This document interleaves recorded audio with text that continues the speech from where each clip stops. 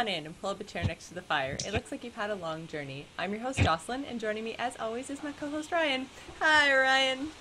Hello. Happy February 15th. Which I should was say. supposed to be half-price chocolate day, and Joel and I went to like 3 different stores today. No half-price chocolate. That's such a rip. So disappointing.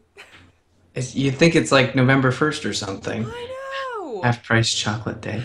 It's also half price day old flower day, I That's suppose, as true. well. Oh my god, the lines that I saw when I went to go get groceries yesterday for like it's all like dudes. This big huge long line at the superstore with like standing in front of the flowers and they were all like had bouquets in their hand and I was just like, "Oh, hmm dude." See, I didn't have much of an issue Thursday because I mean Ashley worked late, so I bought all my stuff Thursday as well. I went to Walmart, picked out a nice little vase with the it had like it was a guy's best dream in terms of buying like flowers. It comes with flowers, vase, water, and a little Don't even freaking have to teddy supply bear. your own water. Yeah, I just gave it to her, ripped the tag off, we're good to go. I actually surprised her at work, and unfortunately it was like dead. So I walk in with this flower and cookies for the rest of the staff, and just like everybody's staring at me. And I'm like, I'm gonna get in trouble for this. But yeah, Valentine's Day. Yeah, fun times. I Yeah. played Mass Effect. Right. Did you get any Paramore scenes? I did Hmm? not actually. I played one mission. I went and got the what's his name, dude, the Prothean. Right? Yeah. Oh, okay. Yeah, so I went and got him, and that was awesome. And then I was like, I sent Val a message because I'm like, it's still early Eastern time, but like, I know Val's not working today, so I'm just gonna text her and be like, dude, do you want to come play some Mass Effect and blow up some stuff? Like, screw this whole Valentine's Day thing. And she's just like, oh, actually, I'm on my way out for dinner, so. And I was like, oh no! So I had to play Mass Effect multiplayer with randoms. But dude, they have so nerfed it. Like since we last played in October, like I did go in and I did play that one mission to go to pick up the Javik guy, the Prothean. So I mean, I played a little bit right before, but not a whole lot. So it was like I don't know. My first round, I didn't even die until wave 8. And I was just like, okay, seriously? Like, anyone who watched our extra life footage knows that I die in wave 4. Tops.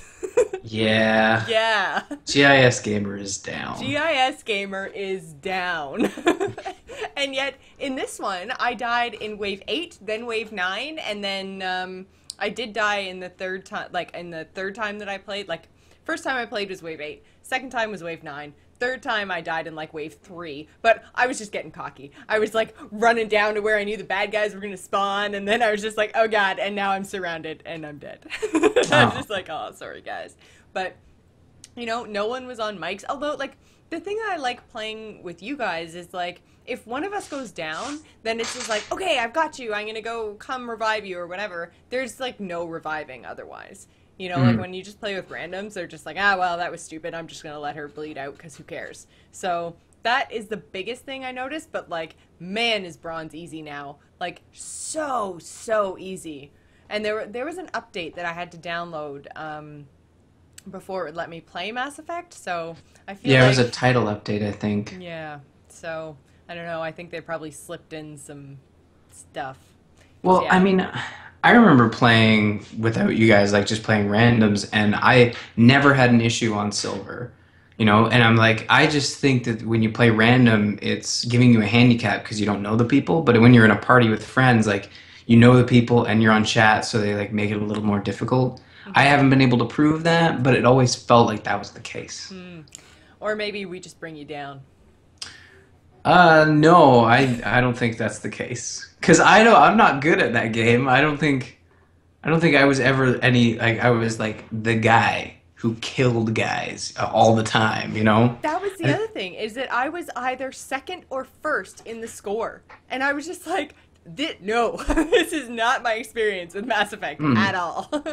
I am like third or fourth usually out of 4. Well, I'm looking forward to they're supposed to be coming out with a new like multiplayer pack for it, so very soon, hopefully. I want to get back into it. It was a lot of fun. I hadn't played my Renegade playthrough since October, and I don't think I'd played multiplayer either since October. So I've hardly been on my Xbox at all since Christmas, man. Like, I wonder why. yeah, PC games have been owning my life. Mm. So what were you playing yesterday? I didn't play anything yesterday, Sure, but sure. I have been slipping in a little bit of Fire Emblem on the 3DS. I've A little bit. finally gotten a little bit. Yeah, a little bit. I haven't got very far because the thing about this game is that um, I've replayed a bunch of missions because my guys keep dying. So the whole point of this game is that when people die, they're done forever, right? And I don't want that to happen. Right. So the way I play Fire Emblem is like when you try to be as strategic as possible, and sometimes you get a little what's the word, overzealous, I suppose, and you send a guy out, and then you realize, oh no, he can be flanked and killed, and then it's like close, reset, and you end up playing a mission like 6 times. No. But the biggest issue I have with Fire Emblem by far is that the characters don't have any feet. They don't have feet. They're like there's specific cutscenes where the guys are animated and it looks like 3D polygonal avatars, and they have like pointy things as legs, and they just kind of walk I know out. you can't see me, but I'm making a really confused frowny face right now. Well, they just don't have any feet. It's like I'm trying to think of the best way to explain it. Well, this is the best way to explain it. This is what their legs look like, and they have no feet. See that? That's really weird. Like, I Yeah, saw it's that in the notes, and I was like, I thought maybe you meant like feat, like FEAT, like feats of strength or like achievements or something. And like, I didn't realize you meant actual feet are missing. yeah. Yeah, that wasn't a typo. They don't have feet. I'm pretty sure they have feet when you're looking at them on the grid and it's 2D. They have feet, you can tell because, they're animated. But in these like cutscenes, they just don't have feet. And That's it's really weird. distracting because the game is just so heavily story based that it's very rich in story. And one thing I got to hand it to Nintendo is that their translation team is phenomenal. Usually, when a game comes over from Japan, like Ni no Kuni, people say it's a great game, but keep in mind it's a JRPG. If you can get past that, you can probably enjoy it. The reason they say that is because the translation is awful. Uh, No. with Fire Emblem, like, and a lot of the Nintendo titles, like the translation is one of the best things about it, and it's the same way in this one as well because you're not thinking, oh, this is a Japanese game. It reads as if it's an American game, and I'm really enjoying the story. It's interesting, and a typical Japanese story though, mind you, your character wakes up with amnesia. It's really weird, and it's like a trope of some kind for Japanese RPGs. I just don't know why, but It's like J.J. yeah, Abrams and time travel. yeah, he's a big fan. You know what? If he does an amnesic, is that a word? Amnesia suffering person who time travel, Amnesiac? maybe. Maybe. Someone look that up. But yeah, amnesia. So you start with amnesia and you get like picked up by these shepherds who turn out to be like a group of they're basically like royalty, and the reason they're called shepherds is because it's a clever play on words, you see. They're royalty, so they're shepherds over all their sheep. The sheep are the population of the kind of it's just so good. But one of the best additions they've made to this is in the older Fire Emblem games, you could have relationship conversations, like support conversations with characters, and the way you earn those, they were just like little exchanges between characters on the battlefield, and the way you earn them was by having your characters sort of battle alongside each other, and it really wasn't. There was no meters, there was no like notification as to when you would get them, but they were always handy because they would increase the stats of your characters. So you always were trying to get them. It usually required a guide to sort of figure it out. But in this game, when you battle beside somebody, whenever your relationship status goes up, there'll be a little heart pop out every time you've successfully achieved. And I know you laugh, but I was really happy they put this in here because now I can directly tell when I'm earning like support between characters. And the crappy part about it in the older games is that sometimes you would leave your characters in awkward positions to get that conversation. Yeah, I did it on purpose. To get that support I'm too easy. conversation. I know. I know. You'd leave them in awkward positions on the battlefield to get these support conversations, and yeah, you'd get the cool exchange between the characters, but then some archer comes by and totally fucks your mage up, you know? So it sucked. And in this one, the way they've solved that is they basically reduced it to a menu. And I know some of the hardcores will probably be like, oh, they're making it too easy. Because literally what you do is in between battles, you go to a menu, literally says support, and it shows all your characters and all the new conversations you have. And the conversations are like nothing incredible, nothing worthy to the story. It's like, oh, I've been thinking of getting a gift for so-and-so. It's like, oh, I've been thinking about getting a gift too. How do you buy a gift for royalty? I don't know. Let's make them something. Dirt, dirt, dirt, dirt, dirt. And I'm pretty sure like that's just the intro conversation, and it's just gonna increase from there. Like I'm sure by the second one they'll have like found the first ingredient they need for whatever they're. I can't remember what they wanted to make them. A potion, I think. Cake.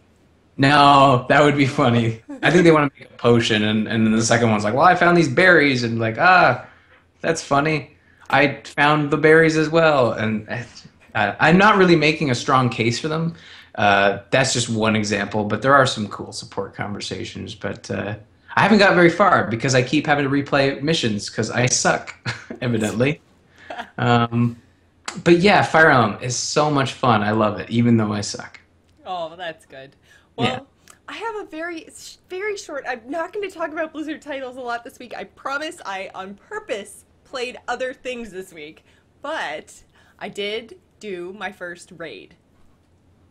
Whoa, the Which, 25 man well, yeah, in a way. should have been 25 man. Yeah, it should have been.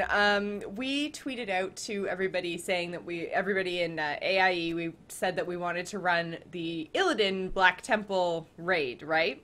Hmm. So in the end, it ended up being, I think, 6 of us. And so it was Joel and I who were at level, and then we had a level 85 healer and an 85 something else. Something, Yeah. warlock, I think, and then like a 90 mage or something. I can't, maybe, yeah, can't remember. Anyways, there were 6 of us, and everybody was like high level end game type people, except for Joel and I, who were lower level. And like, this is my big problem with like, LFR or LFG, any of that stuff where you're playing with people who this is not their first time through, right? I feel like they need some kind of way to add into LFG or the looking for raid, converting to raid, whatever the thing is they should have a setting where you can say like, I want to run this and do the quests and kind of like do a relaxed, slow playthrough, because I feel like the whole entire time, like Joel and I, it took a long time to kill things and we died really, really easily, right? So we were kind of like always trying to keep up, and most of the time we would like run into the room and everything was already dead. So we didn't even get to see cool models or anything else. And then like we're in the big fight against Illidan at the end. I'm just like, I don't even know what's going on right now. And then it was just like, people saying like, okay, go stand in the circle. Okay, get out of the circle now. Go stand over here. And I was just like, okay. So at that point, you're not experiencing what you want to experience, which is the No. story. You're experiencing the dance that is killing a raid boss. Yeah. So I mean, at that point, you have two choices. One of which, actually, both you probably won't like because you could go to Wowpedia or whatever and read like the lore and story behind Illidan and Black Temple. I don't even understand it. It requires. I've learned this the hard way with WoW is that if you're not there playing within the year that raid comes out, they like nerf it and it becomes impossible to experience it the way it was supposed to be experienced when it Right. came out, right?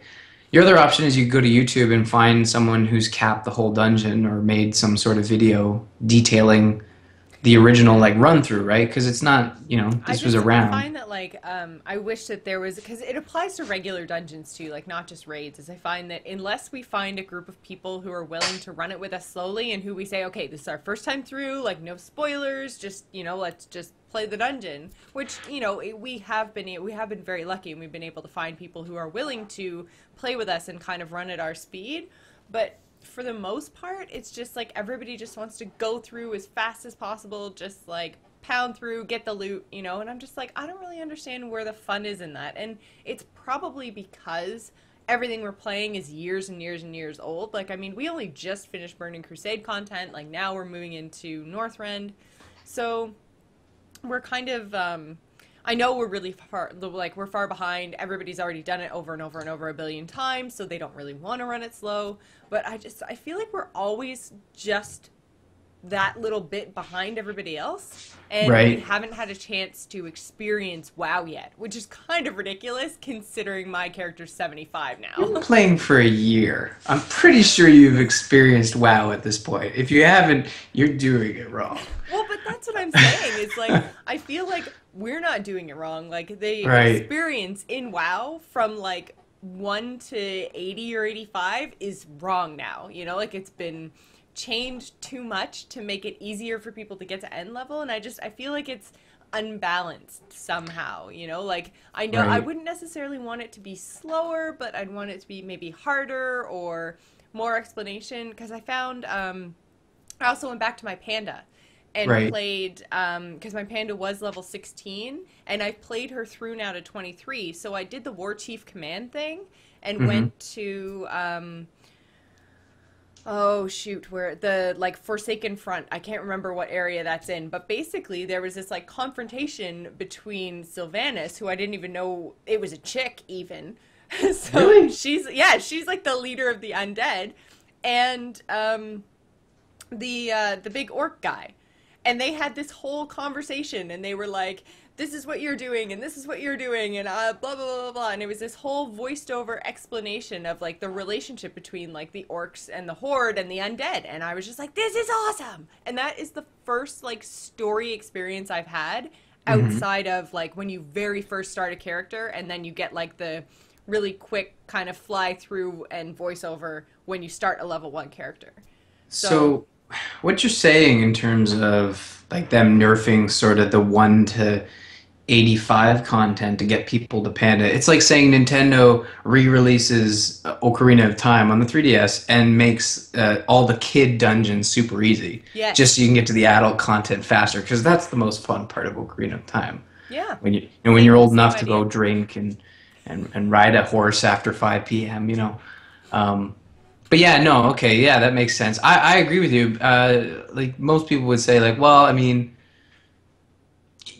most people would think Blizzard's catering to the guys who have been around for 8 years and are just trying to, oh, I want to reroll my panda and get them up to whatever, Mm, and they want people to experience that new content most of all. hmm. But I think with Cataclysm, it's almost like they shot themselves in the foot by making, 1 to 60 so easy, and then they release Cataclysm and it's all that new content. It's Yeah. almost like you need them to buff that zone again, so it's harder and it takes more experience, so you can experience all that new stuff. I Yeah. mean, they didn't put a lot of new stuff in Cataclysm, but they did put enough that would make maybe like people consider not power leveling a new character through.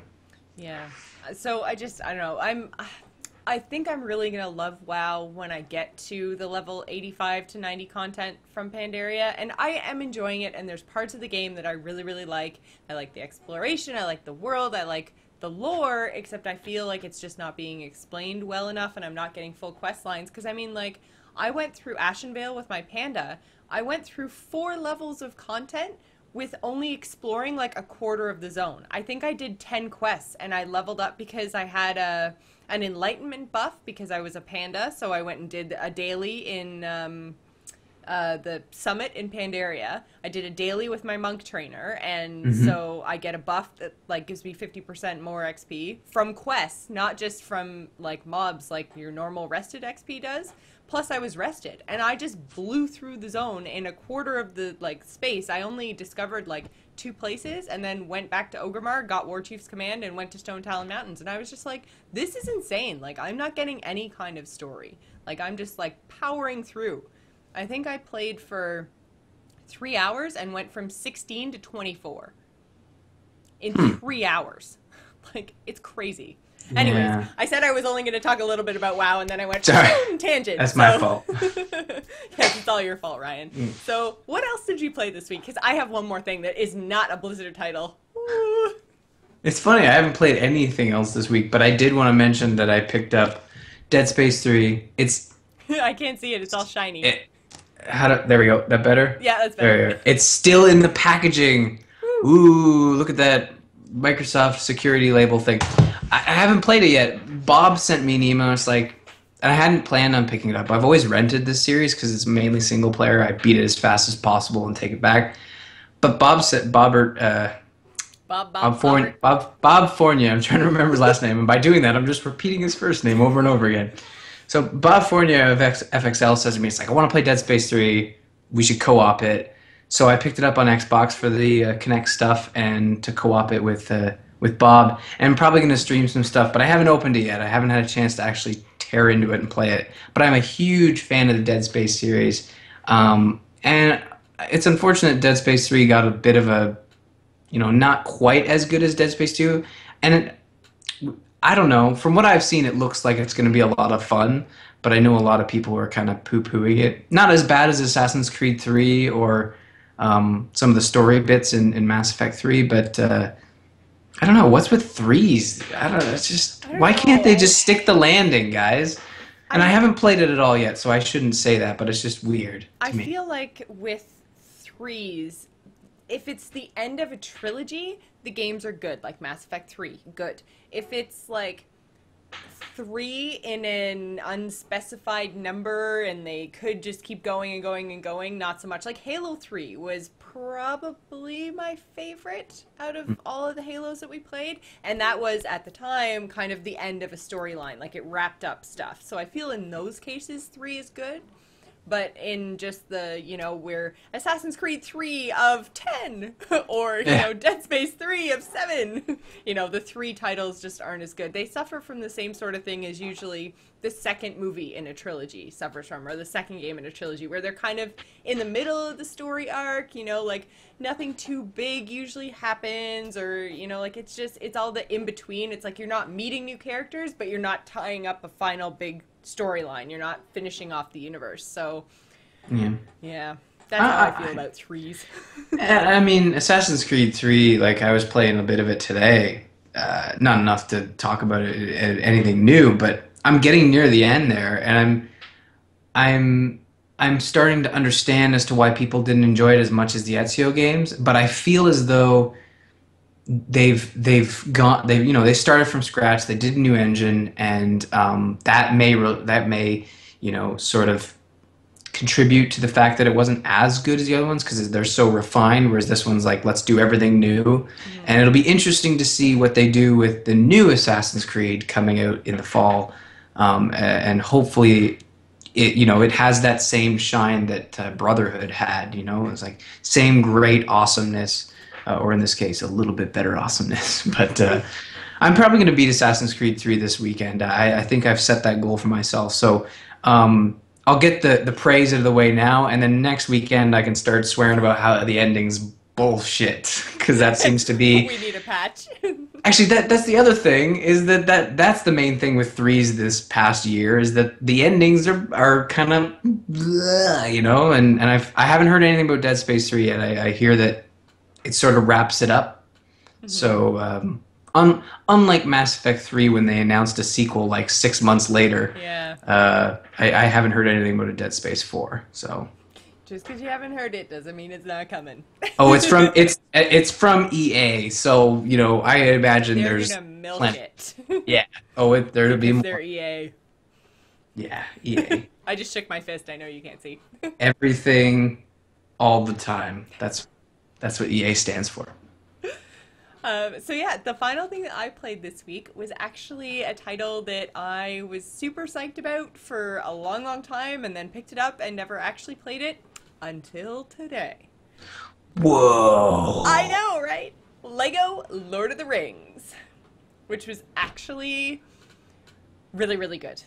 Like I say, I just started playing it today. Hmm. So I'm not really far at all. I just kind of I got through the prologue and then I got into Hobbiton. So I'm just kind of being Frodo and running around, and it's one really really weird thing that I just want to mention right off the top. And SWTOR did the same thing to me. It's so weird. Is my like everybody knows I just bought a new doghouse in December. So my system is like awesome. It doesn't Hmm. even blink at most things that I try to do. So SWTOR and now Lego Lord of the Rings start with all the settings all the way down. So like my resolution was like 800 by 600 and VSync was off, and like it's all these crazy settings. Like I'm watching SWTOR was actually I could not watch the opening the opening movie because it was tearing so badly that anytime someone swung a lightsaber, it was like it was chopping like lines through the screen. It was like insane, the tearing that was happening when I was trying to play SWTOR. And then so I went into the Right. settings and then did the VSync thing, and I was just like, how is that not default on? I don't understand. Well, I've had this issue too with certain games where they ignore your hardware. But I have to say that we have yet to see specs on this system. I want to see the specs I know. or I keep forgetting to some post sort it. of birth certificate to prove that it is. I'm just kidding. I know I need to start taking a whole bunch of pictures, and I do need to go and post my system specs on the Facebook page, because there's quite a few fans now that have posted what their PC setup looks like. So I do need to do that. But I believe you that it's awesome, but I've had problems with games doing that as well. And I do remember Lego Lord of the Rings being one of them, where I had to go in and just jack everything up. It's a Lego game, right? I was like, because I was watching I played through the prologue, and it wasn't too noticeable because everything in the prologue is really far away, because the prologue is the battle, like from 3,000 years ago with the elves Right. against Sauron the first time, right? So everything's really far Pseudo. away. There's lots and lots of little Lego dudes, so it's not really that noticeable. But as soon as you get into the cutscene with Frodo and Gandalf in Bag End, then it's like you're close on everything. It looks like there's no anti-aliasing whatsoever, so all the edges are like this. And I'm just like, what is going on? Like, this is a brand new game on a really good system. Like, I shouldn't be having, like, this shouldn't look like Nintendo did it. Is this the 3DS version? What's going on? Right? So, and then so I had to go in and change all my graphics, and I was just like, this is so weird and backwards and wrong. So, anyways, but that really is my only problem. They The didn't boy set the settings to high. I had to spend 2 minutes. Wait, two changing my minutes. settings. I If know, it, if right? it took you 2 minutes, we have another problem. It took 30 seconds to go in there and change the settings. Yeah. So, the voiceover stuff I really like, because that is probably my most hated part of Lego games is the like all the grunting to say like, let's go over here, I have a question, like it's ridiculous. So having the voices in Lego Lord of the Rings make the Lego game so much more playable. The Mhm. controls are kind of funky because all the Lego games, they have that weird kind of perspective where you're not looking at it like flush like a platformer. You're kind of just skewed a little bit. 3/4 kind of Yeah, that weird perspective. three-quarter thing, yeah. And then, so it's hard to judge the depth, and I died a lot in the Mount Doom part of the prologue because you have to like run and then jump onto floating platforms in lava. And so I was hitting the lava a lot, and I was just like, this is really frustrating because it's like the WASD keys, and you don't really know how far back you have to be, and then you jump and you move in the air, but there's no depth perception. Like, it's so weird and janky, but Hmm. maybe I just need to try it with the controller, and that might make a difference. But You were playing on your keyboard and mouse? yeah, Oh, that's probably it. That could be it, yeah. I didn't So even try it with keyboard and mouse. I was on the Xbox controller. I found it I thought I would much try it. superior. I thought I Yeah. would try it with the keyboard and mouse because I find like everybody always says like as soon as I say, "Oh, I'm playing blank game with the controller," they're like, "Oh, why are you doing that? Keyboard mouse." What? No. Oh, okay. Here's a general rule when it comes that I've learned when it comes to PC gaming. It's like if it's not an RTS or an FPS, you have a pretty good reason to use a controller.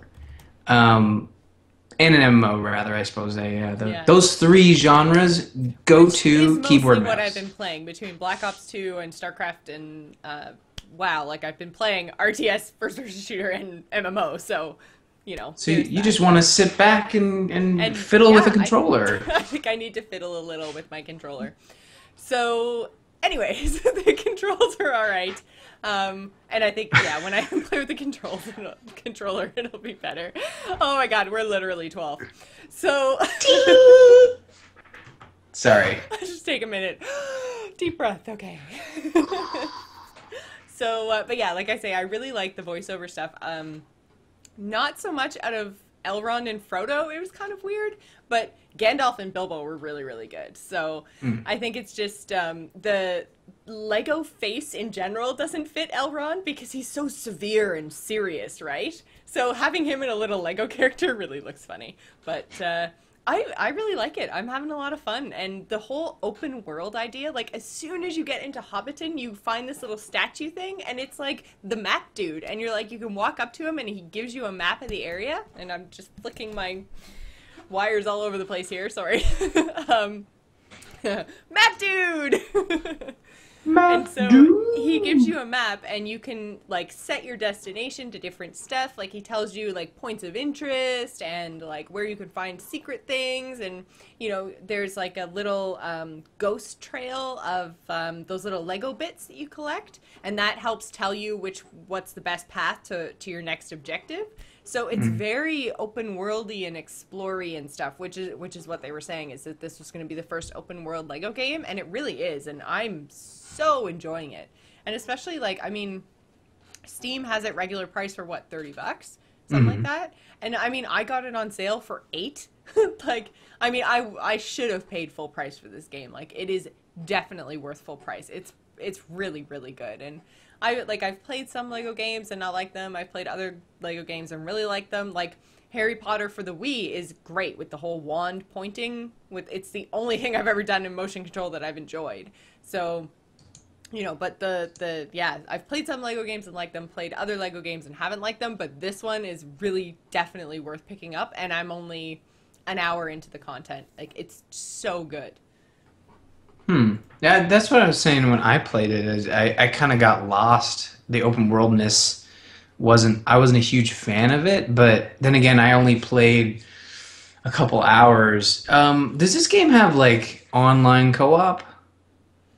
That's only Um local, right? I think it's only local, and I was trying to figure out like how that would work because it's the same as any other Lego game, and then it has the kind of grayed out character up in the right hand corner, Right? and then it says like press blank to jump in, and I'm just like, I would not want to play on like I mean my monitor's pretty big. My monitor's a 22-inch monitor, so I mean not tiny, but I wouldn't want to share that like split that in any way, So I was playing co-op. Mind you, it was on the TV, but it keeps the same area. It only splits when you get far away enough. yeah. But usually, you kind of keep together. Like Which you. Joel and I played Lego Harry Potter 5 to 7 on the Xbox on the TV and found the, like, what do they call it, dynamic split screen or something, really hard to kind of wrap your head around because, like, if I go one way and he goes the other, like, all of a sudden my character's over on the far side of the screen and, like, it makes sense, but it's really jarring. Mm. So, yeah, I don't know. I wasn't a huge fan of the whole split screen thing. And I know, like, Lego kind of did the best that you possibly could, keeping it together as much as you could and only splitting it when you have to. Great idea. Just, I'm not a huge fan of the split screening anyway, so. Well, if you're enjoying it by yourself, who needs other people? Well, yeah, I don't like playing with other people anyway. It's not a Lego MMO, so. Exact. No, it did that. It No. failed. It didn't work. So I think that's pretty much it for what we're playing. So I'm going to just take a second here to thank our sponsors, Doghouse Systems. We are still in the middle of the Kerrigan rifle giveaway, so if you use the code Kerrigan in conjunction with the code the gamer's in, you will double your RAM as usual, but you also have a chance to win a super sweet Kerrigan rifle replica. That's really hard to say. Kerrigan rifle replica. Kerrigan rifle replica. It's the rifle replica part that trips me up. From Bill of Punished Props, who is actually going to be coming on the show March 1st, which I'm super psyched about. He's also been posting a whole bunch of videos on YouTube detailing the build and showing his progress and giving tips and tricks on how he's actually making this rifle come to life. So go check that out when you can. The only way to be entered to win the rifle, which has a $1,200 value, is to use that Kerrigan code at checkout when you purchase a Doghouse system. The purchase of the system has to happen by March 12th, which is the launch of the Heart of the Swarm, to be considered a valid entry. So head on over to doghousesystems.com and get your order on. Big thanks to Doghouse for their continued support of our show. And it's time for quick news. All right. Yes. Latest Nintendo Direct focuses on 3DS.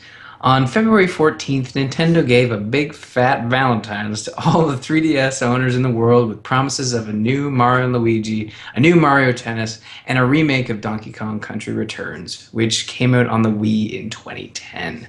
All of these due in this summer, which, like, crazy secrets, Batman.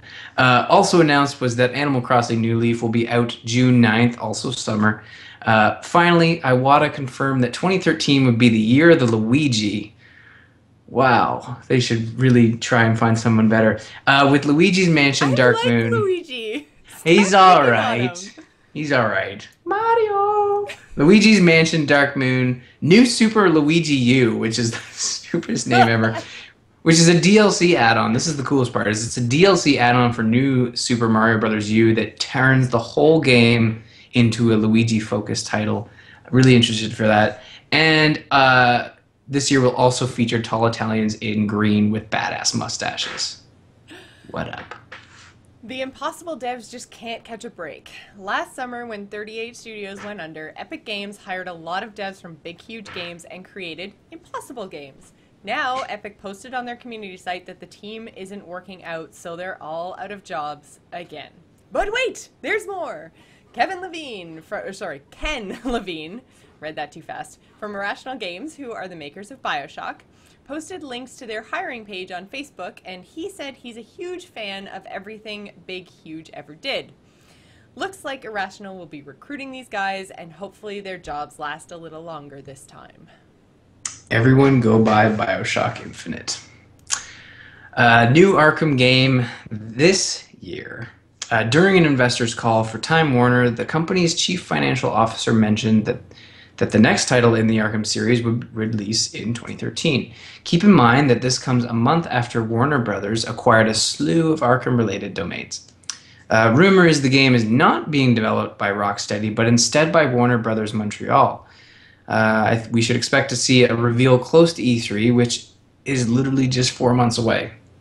Crazy. Oh, Origin has 440 million users. EA is reporting that they have 40 million Origin users, which is over half the total sales of the Xbox 360, which Microsoft just announced had sold 74 million units. So it's not an insignificant number. It does count all accounts across all platforms, which includes mobile. EA noted that Origin supports over 500 game titles, which I find is an interesting word choice. I think saying over 500 games require Origin would be more accurate. The announcement came as part of the Origin for Mac launch, meaning all you Mac users can now play lots and lots of Sims. Woo! Gas-powered games cancels Wildman Kickstarter and more crazy. With just 4 days left in the campaign and still 590,000 short of their goal, head honcho Chris Taylor said, "At this point, it makes sense for us to focus our attention on other ways to keep gas-powered games running." Chris didn't give any more details on how he would save the company, But a few days later, we got our answer. Wargaming, the developer and publisher of free-to-play game World of Tanks, has acquired gas-powered games. Hopefully, this spells good times ahead for Wildman. But Wargaming gave no further information on how gas-powered games will move forward, besides the usual, we're excited to have them on board, blargin. No backwards compatibility for you. EA CFO Blake Jorgensen gave some next-gen console hints. What are you laughing at? Is it It's Jorgensen? just, this is going to sound bad, but that just sounds like a fake Swedish name. Jorgensen. Stop Oh, it. God. I blame Swedish Chef. It's not my fault. Swedish Chef's fault. Now, where was I? Gave out some next-gen console hints during a Q&A at the Goldman Sachs Technology and Internet Conference in San Francisco. He says that he thinks people will be excited about the next-gen and the capabilities of different platforms, but the backwards compatibility and used games are a thing of the past. In related news, GameStop is closing 250 stores, and their shares took a hit last week when a leak disclosed the next-gen Xbox would block used games. GameStop just published the results of a survey stating that 60% of gamers would not buy a console that blocked used games. The numbers seem accurate as a survey on Kotaku's site has the number at 67%, with almost 18,000 people responding. I think blocking used games is the wrong way to go, but we'll see what happens at Sony's announcement February 20th. When was the last time you bought a used game? Like a week ago. Oh, I can't remember the last time I bought a used game. I'm a blame- huge used game person. Huge. I blame like, Steam. I will not buy a console if they block used games. Well, you might be sitting. It's confirmed. Jocelyn's buying a Confirmed. Wii U. Not a rumor. It is confirmed. Oh, God. No, wait. Not the Wii U. It's the only one that's not going to play used games. Or will play used games, rather.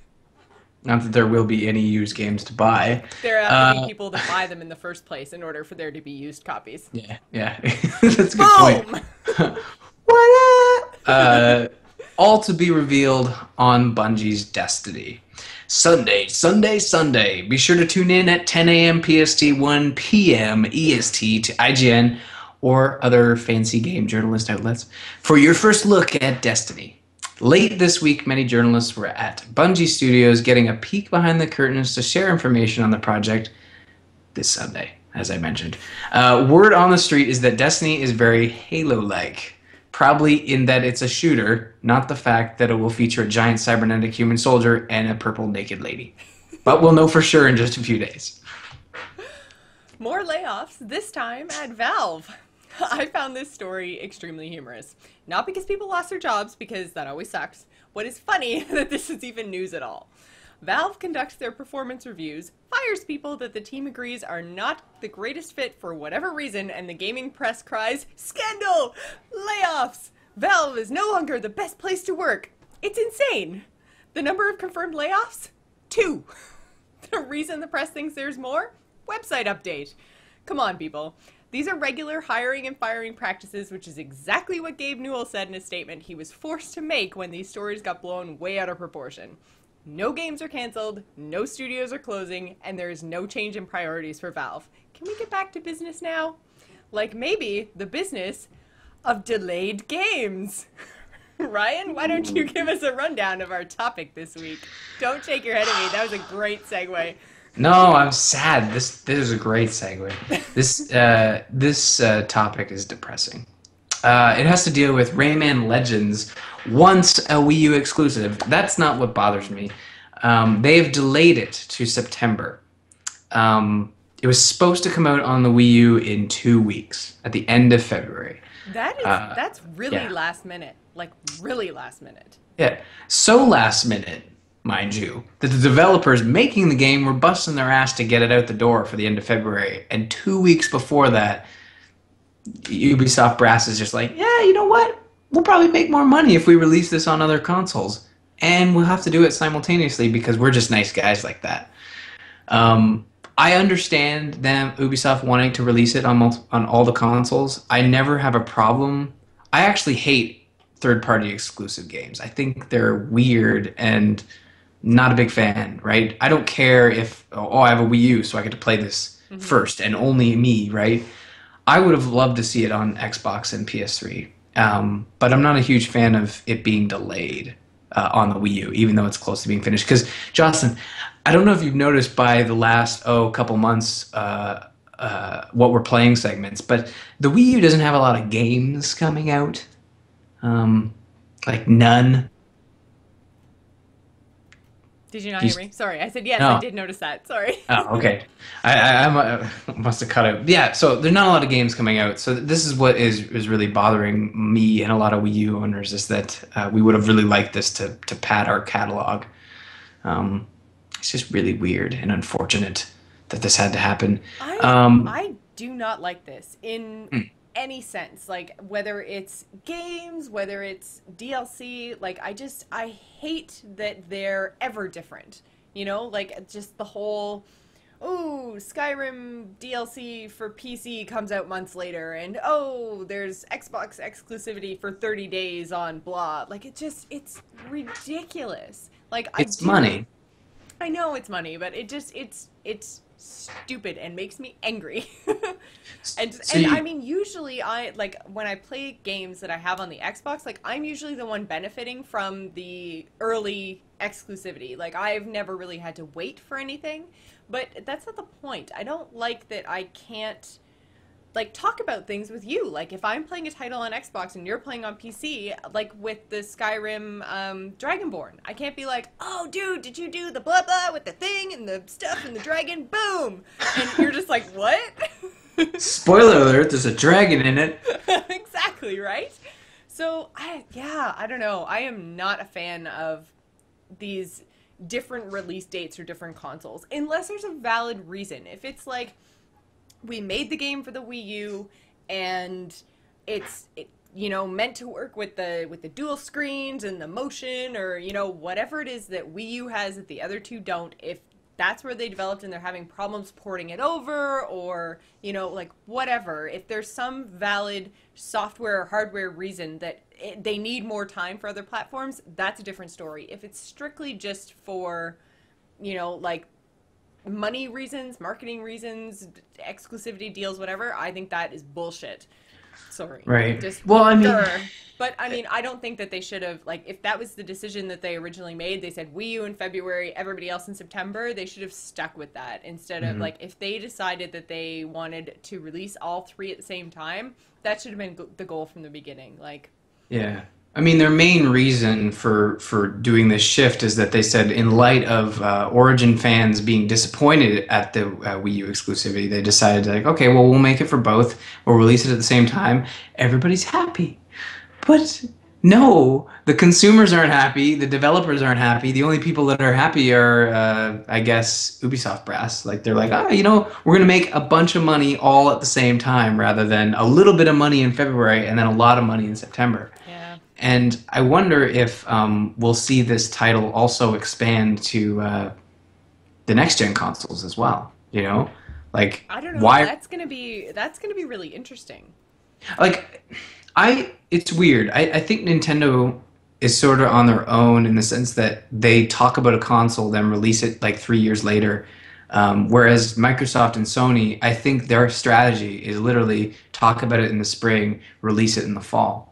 Which is weird, right? It's not the usual sort of schedule we're used to, but I'll be surprised if it's not released in the fall. So, Oh yeah, I think yeah. we're definitely getting our next gen consoles this Christmas. Like, there's no doubt in my mind about that. I think I don't know. I think it's going to be really interesting if there is no backwards compatibility. Like, if that rumor turns out to be true about both PlayStation and Xbox, if you know, I buy it in September on my Xbox 360, and then you go out and buy a next gen Xbox and pick it up, and then we can't play together, or, you know, whatever. Like, I don't know. I just feel like this is just going to be so. This console cycle is going to be so weird and broken. Well, I mean, it had the same issue when the 360 launched. Like, if I wanted to play Halo 2, I had to download a software patch, right? I couldn't just pop it in and play it. And I Yeah, mean, but they gave you the software patch option. All the rumors seem to sound like it's just like, yep, nope. As it like new console, everything before no longer exists.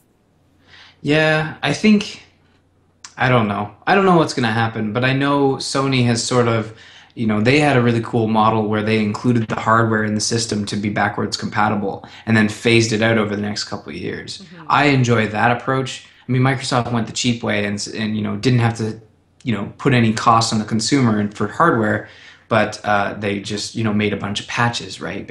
Essentially. But yeah, I think they'll release this like they're not stupid. If they're waiting till September, they'll flick the switch to make it higher res and whatnot to put it on the better systems. But Because that's all it takes. It's a switch somewhere in some I know warehouse. any programmers listening to the show are just like, ugh, this guy is a computer scientist and he says flip a switch to put it to the other console. It's like, yeah, I know, guys. It requires a little more work than that, but you know what I mean, right? Yes, I do. I'm just poking fun. So Yeah. you said the devs are really pissed off because the delay actually happened within 2 weeks of the intended release date. So what are they doing? Well, they're protesting, and I mean, I don't think they're like picketing, I don't Ubisoft. know. I've seen pictures of them with signs. Okay, There are there's one pickets picture with a guy with a sign. sign. I think maybe it was just a PR move, but I could be wrong. But it's a couple devs, and then there's also like the creator of Rayman there, Michel Ancel. I don't know if that's how you say it, but yeah, he's there and he's kind of supporting his devs, and I don't think anything's going to come of this. From what I've been hearing, decisions are made. It is not coming out in February, but it's really cool to see like developers speaking out like this because there are these moves. This is not new. The reason we're talking about this in the topic of the week is that it's the reaction that it's gotten. Games get delayed all the time for stupid reasons, sometimes for great reasons. And sometimes games don't get delayed that should have been. Yeah, exactly. Like, Mass Effect. yeah, or BioShock, which got delayed a month for probably a good reason. Yeah. They just need to polish it, right? Speaking of which, I was looking at all the new games coming out, and I saw, BioShock Infinite's coming out at the end of February. Yeah, someone didn't update their new release page, but I know. yeah, I mean, Ubisoft just says like, you make good, we'll throw out another demo exclusive to the Wii U, whatever that freaking means. Oh my But god, that makes me so angry. I'm not a big fan of demos anyway. Like, I just feel like I'm gonna buy the game. It's not like playing a demo is gonna change my mind. And it's just like, if the game is ready, the game is done, for the Wii U anyway. So don't give me a demo, give me the goddamn game. exactly, and the problem with this statement is that for consumers, sure, I guess it'll help us sort of, we'll get to experience Rayman Legends in a small piece to keep us well fed until September for when it comes to Rayman. That was a poor way of saying that, but the problem is that the reason the devs were so pissed is that they've been in crunch mode time and time again. They were in crunch mode for E3, getting that demo ready. Then they were in crunch mode for getting like a bunch of Gamescom and fall preview stuff. Then they were in crunch again for December for the demo. And then they were in crunch since coming back from Christmas to February to get the game done. Yeah. And then it's like, oh great, now we got to be in crunch again for the inevitable second demo, and then E3 again, and then Yeah. September. It's like, way to burn out your dudes, guys. Yeah. I mean, That's ridiculous. it's I don't just know. really unfortunate. I don't know. What I don't really understand, like, I mean, I know I said I'm not a huge fan of this, but like, you've got it in the notes here. Like, I don't understand why Nintendo didn't throw a crap load of money at, Exactly. yeah, like, I mean, as soon as this was even discussed, Nintendo should have been like, whoa, hang on, like, breach of contract or, something. I mean, their launch window has sucked. So Yeah. they really could have benefited from this actually being exclusive for like 6 months.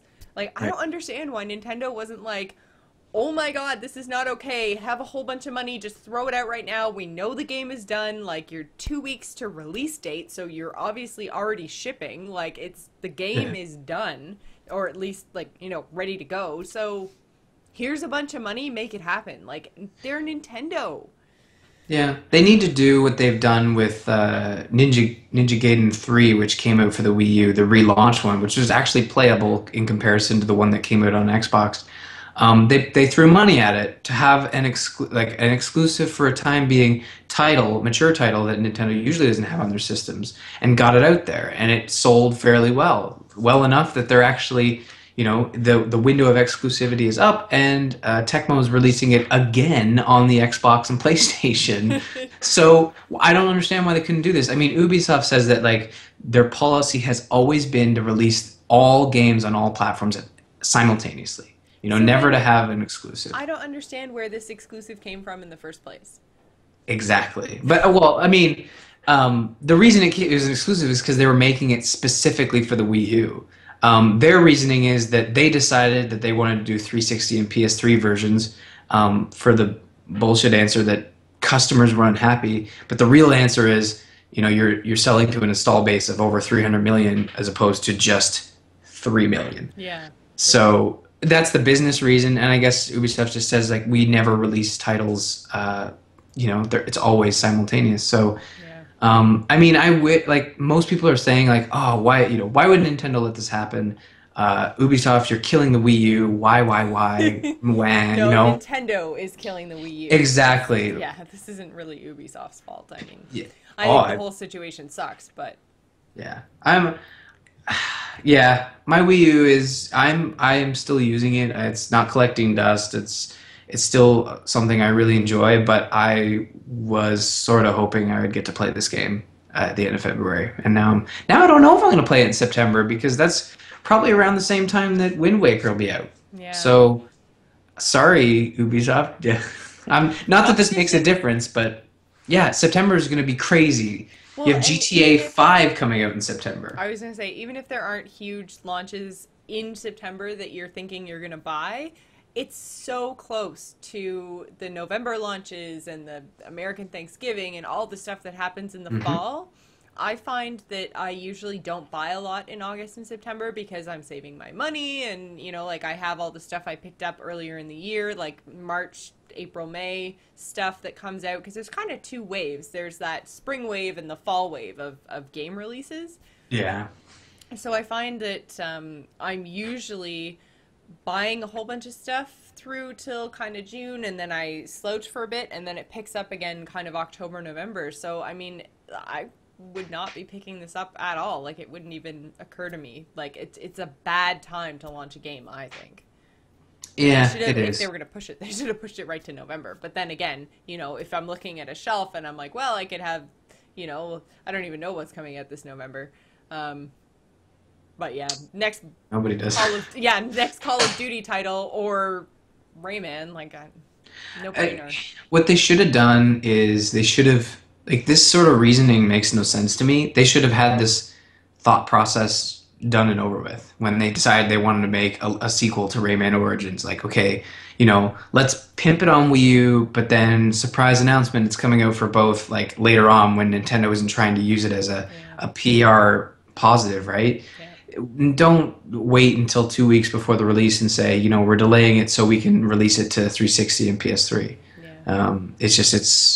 It's weird, and I don't know. It's icky. It's icky. Nice. It's icky. So I just wanted to quickly, before we move into listener feedback, give you guys a quick kind of look into next week. We are going to be using our topic of the week next week to talk about everything that Sony tells us about the future of gaming on the 20th. So Take my money. Yes, take my right. Unless there's no used games, then I'm keeping all my money, and so there. But there was a leak this week. It's not that we missed this, but we just figured we'd talk about it next week. The controller for the PlayStation 4 apparently was leaked, and it has a touchpad, and it's all fancy, and I actually like it because, like we've mentioned before, my big, huge man hands do not like the teeny tiny little PlayStation controller. So I am excited that the controller is going to have a little more heft to it because Looks huge. it does look huge. It does look And huge. that touchpad looks small. It's true, but at least it has a little heft to it. I'll be able to, reach the buttons without way overreaching because my fingers are so long. Now when I throw it on the floor, I'm gonna break my foot. Well, Like, yeah, there's that. So there's only less than a week until the Sony conference. So we'll It's, see if it's the actual Wednesday. If it's the actual controller, then we'll talk about it next week. And if not, well, we're not going to waste our time. So that brings us to our listener feedback section. So we have an iTunes review. Ryan, do you want to go through it? I do, as long as this image cooperates. Oh my god, it's so long. Sorry, guys. All right. Review. Awesome podcast from D Commander 1. Sorry. If you want to have a good time, listen to this podcast. It's got comedy, drama, and more, as well as a lot more. Okay? This podcast more.